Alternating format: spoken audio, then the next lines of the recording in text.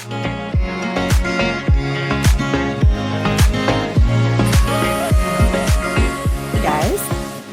Hello. how was your weekend? Weekends Short. Yeah. Busy. Yeah. Football. Football. Yeah. Yeah, we had Nate's birthday party, and we had it at this big giant indoor playground, which he loved. And I have a really hard time in spaces and places like that without becoming like super overstimulated with all the kids running around and all the noise and all the just everything. So he had a blast though. So today we wanted to talk a little bit about what happens when my kid does something that triggers me. More specifically, when they're having either a meltdown or a sensory need or something, and it's triggering a trauma response in me, or it's triggering a sensory overload in me. And what do I do with that? I feel like this comes up a lot, especially in mom's group, but a lot of times in conversations just with moms and parents in general. So what comes up for either of you when you think about my kids' sensory need or behavior or whatever is happening for them also is triggering me? And then I'm having a body response. I feel like that's a daily thing at my house, with 3 of them running around, and one of my sensory things is sound. And I mean, it happened last night before bedtime where I was on the borderline of losing it. But nobody was fighting. Everyone was fine. They were all just running around and giggling and shrieking and laughing and being kids. And I'm about to crawl out of my skin.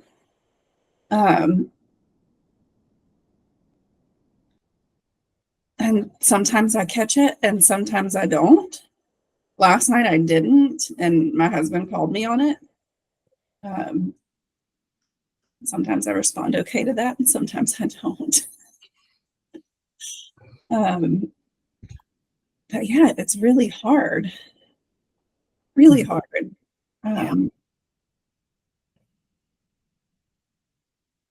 Parenting when I'm dysregulated is like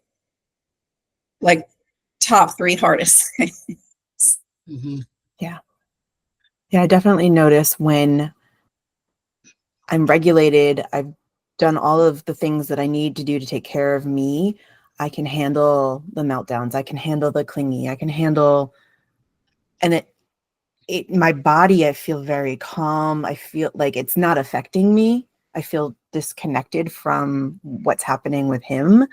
And when I'm not okay, I'm right there in the chaos with him and I'm losing my shit and I'm watching it happen, and almost like an out of body experience and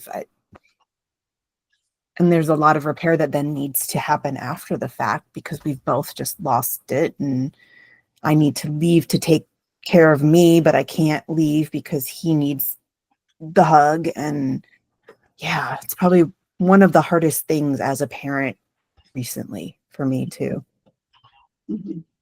What about you, Am? I've noticed that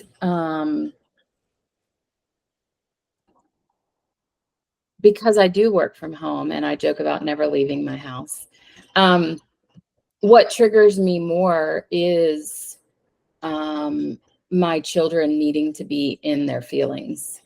My kids both have sensory needs, and I had to learn the difference in behavior, acting out, and sensory challenges.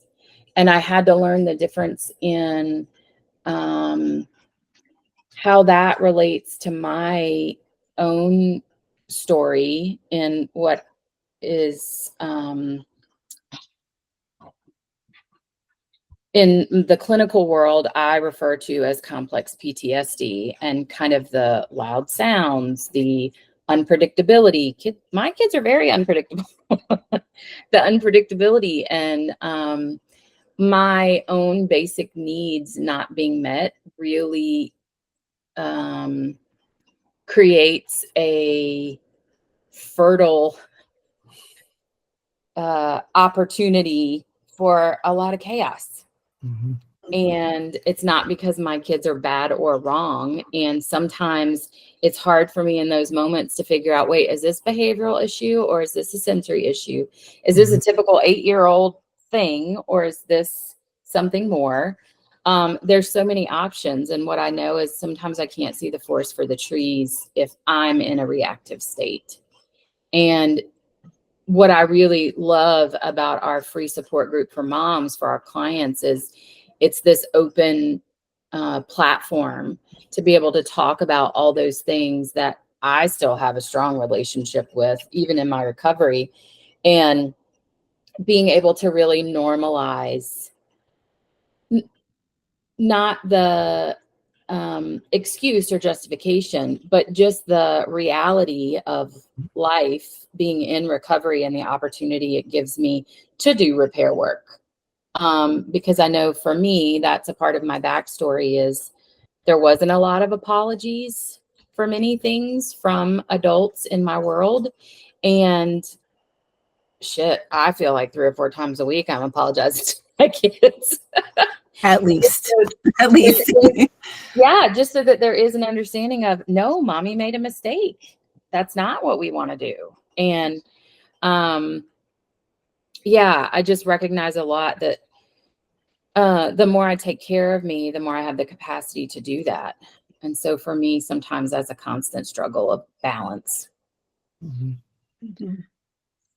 I think listening to that, what comes up for me is learning for myself about my relationship with the word disrespect.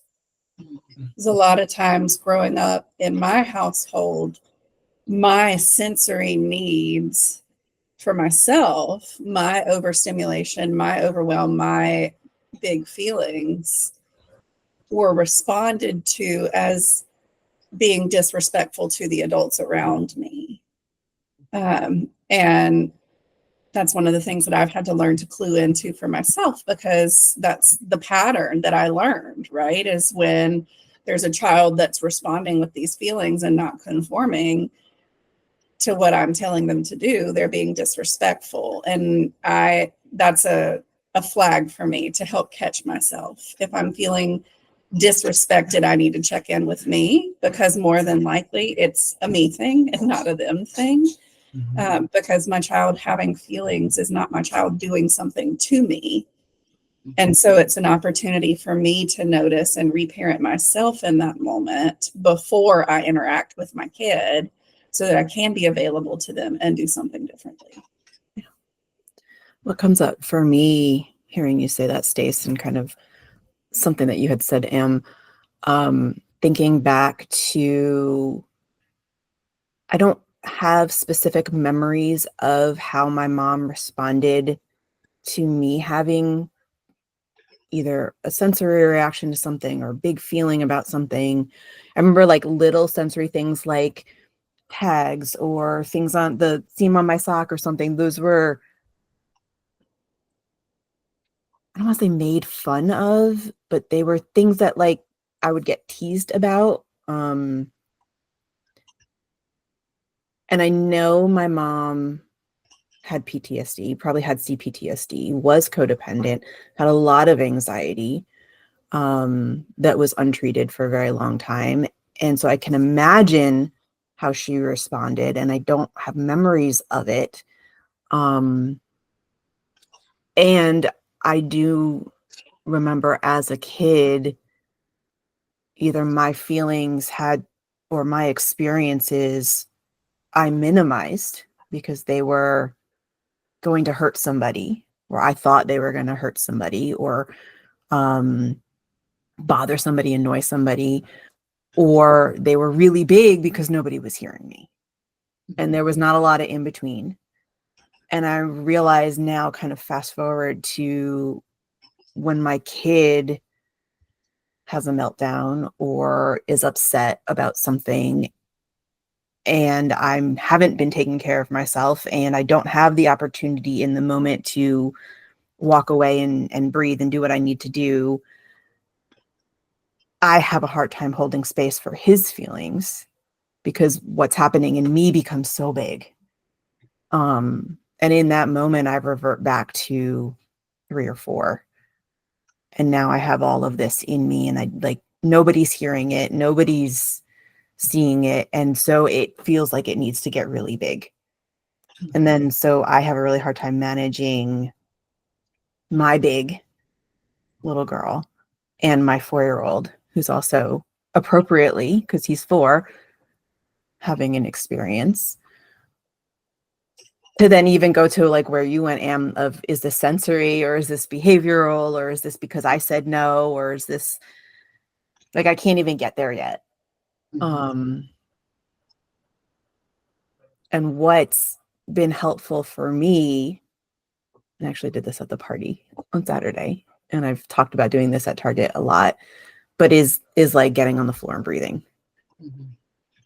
And what Nate usually needs is a hug and to like sit on the floor. And so giving my little girl what she needs in that moment and inviting him in to join me to do that has been the only thing in that moment when my prefrontal cortex is off and I can't think clearly about like, what is this, is to just get low and breathe.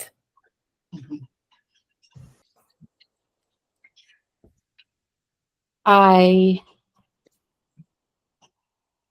appreciate that example, Jenn, because for me, big feelings were not okay.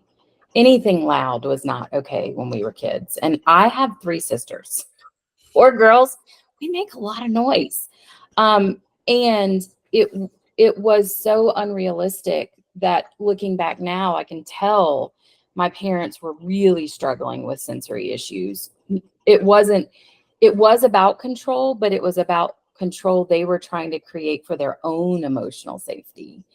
And I can remember being told that I walked too hard. And I still do it. Like if I'm walking through the house, I'll make a comment to myself.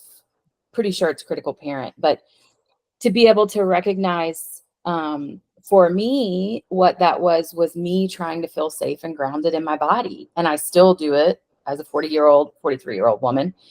And when my boys are not okay, when they are usually sensory seeking, needing input, a hug is not what my boys want. We do occupational therapy to support their process. And what they want is crashing. What they want is the ability to control their body and move it around. And they aren't harming themselves and they aren't harming anything else. They aren't being destructive. And it's the opposite of what I want to do because they're hurting and I just want to hold them. And my boys have taught me personal space. Like, Mom, I need you to love me from over there. Mom, I just want you to be in the room. I just need to be able to see you. Just don't touch me.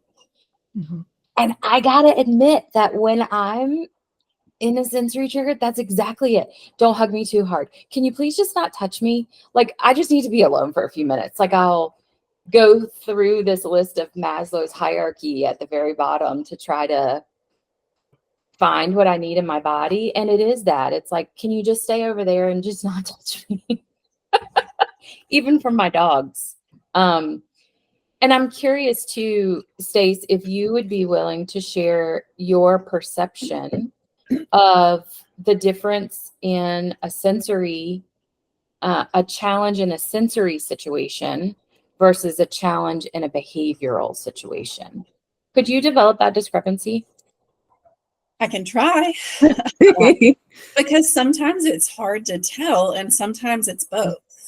Yes. Sometimes they're wrapped up together. And so, when I'm looking at something that's showing up for myself or for one of my kids where it's sensory, most of the time it is a space of aversion or overwhelm. It is, the sound is too big, the lights are too bright, the whatever, the something is too spinny or not spinny enough. You know, and so that's the sensory need that they're experiencing, but their response to it isn't just meeting the need. The response to it is, I guess the way that we look at it in my house is this safe or is this unsafe? Because sometimes the response to it is in a behavior that's unsafe. For, you know, for my daughter, sometimes when she gets really frustrated, much like your boys, and she needs some crashing, and that comes out as a tackle for one of her brothers. And so helping them too to separate the, okay, I get it. Like your body needs something right then. Here's what we can do. And tackling your brother isn't one of those. And separating the two out to help validate the need for the regulation tools and help teach the regulation tools, and also keep boundaries around what is okay behavior and what is behavior that is going to get you in trouble in the world. So I don't know if that's exactly what you were looking for, but that's what came to mind. Yeah, it absolutely is. And my kids, as soon as they get in the car from school, I have one that will take his shoes off and one that will take his shirt off. And initially I was like, what are you doing? We're getting out of the car in 2 minutes. Now I got to pick it up. And it was, they lasted as long as they could. And I joke, it's my sensory need. I joke that my toes are claustrophobic, which is why I wear flip-flops year round. Same. I don't do socks. I don't do shoes. As soon as I walk inside, everything's off. And there's just something about the permission to mommy with the awareness of, oh, this is what he needs. Like, oh, I don't need to be this rigid. Coop, my 8-year-old, he would never wear a shirt if I didn't make him put one on to go somewhere. And it is one of the things that when he gets triggered is the first thing that comes off. He learned, okay, I need to not be touched even by my shirt. And so I find I am able to normalize more what is good for Finn or Coop. And it doesn't have to be how I was parented, because there's a reason that it's happening. There's a reason they need it. And I think before I got that knowledge, I was just frustrated and confused and trying to control shit and parent, not wanting my kid to look like he's losing it in Target. And then here I am sitting on the floor in Target, just like Jenn. You don't even look at me anymore. Yeah, because the Pokemon shirt doesn't feel right, because it's actually one of those swimmer cover-ups rather than a t-shirt. So yeah, just the permission to recognize that there is a difference in behavioral and there is a difference in a sensory need. And what I want to do for behavior doesn't always support the sensory. And creating the space for them to have the experience to play out what their body needs rather than trying to control it and stop it also gives my body the opportunity to do that. To go back to what Jenn was talking about, while I'm trying to parent my boys and reparent me at the same time. And that's often what we talk about in mom group, is that symbiosis process that one feeds the other, but yet they're happening at the exact same time. Yeah. Well, what comes up for me is we want to validate the sensory experience and we want to redirect the behavior to something that's safe. Mm-hmm. So we're not trying to control, we're trying to validate and teach. Listen to your body. This is what your body needs. This is what it's saying. And this is how you take care of it without hurting yourself or somebody else. Mm-hmm. And imagine how powerful that would have been. I can imagine how powerful that would have been for me had I gotten that when I was Nate's age. Yeah. And yeah, in mom group, even having you guys or having a place like mom group to go and have other parents say, yeah, this is something that I struggle with. It takes a lot of the shame away from it. It's not just me. It's not just my kid. I'm not the only one who loses my shit every once in a while on my kid. It's not just me who gets to apologize for yelling, Mm-hmm.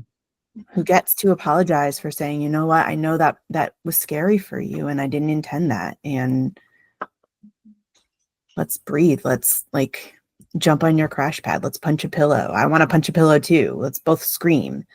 But being able to have that community where we can talk about this openly and without judgment. And it takes a lot of that shame away. I feel like as a mom, there's so much guilt. There's so much shame. We talk about mom guilt all the time, but there's also that shame piece of, I yelled at my kid and I scared him and then that made it worse. And now I feel awful and it's okay. Yeah. Yeah. So thank you, ladies, for this topic. I'm sure we'll revisit it and talk about it again. And if anybody is interested in joining Holding Space for Mom or checking it out, we've got info on the website. We meet Tuesday evenings at 7 p.m. in the support group office. And we'll see you next time. Thanks, Jen. Thank you.